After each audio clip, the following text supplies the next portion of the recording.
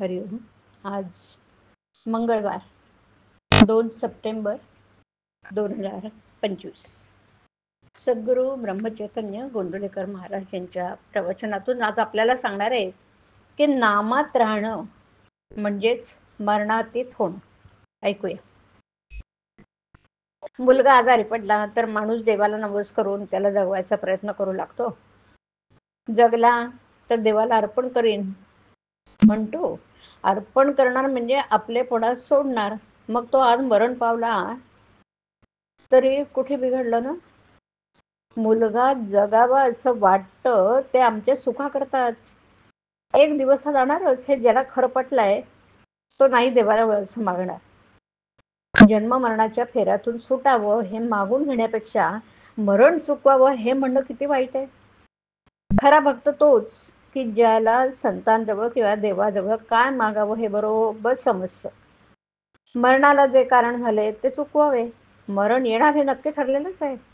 मग ते चांगलं यावं असं नाही का वाटू. ज्यानंतर पुन्हा जन्म नाही ते चांगलं मरण. जो मरतो त्याचा आपण शोक करतो. देव आज लोपला असं म्हणतो. ते आपल्या स्वार्थापोटीच. स्वतःला विसरणं, मी कोण हे न जाणणं हे मेल्याप्रमाणेच आहे. आणि मग याकरता आलेली संधी वाया जाऊ देऊ नये. बुद्धी जोवर स्थिर आहे तोवर कार्य साधून घ्यावं. आजची बुद्धी उद्याला टिकत नाही असं आपलं चाललंय. संकल्प विकल्पाने आपण बेजार होतो आणि मग तेव्हा ज्या वासनेत आपला जन्म होतो ती वासना भगवंताच्या आपल्या नामाने मारून टाकावी. नामात राहणं म्हणजेच वासना मारणं म्हणजेच मरणातीत होणं. भगवंताचं होऊन राहणं हाच मरण टाळण्याचा खरा उपाय आहे. काळाचाही जो काळ त्याला ओळखल्यावर मरणाची भीती कसली ना. ज्ञानी नाही मरणाची काळजी करत. नुसते जिवंत राहणं हे काही खरं नव्हे.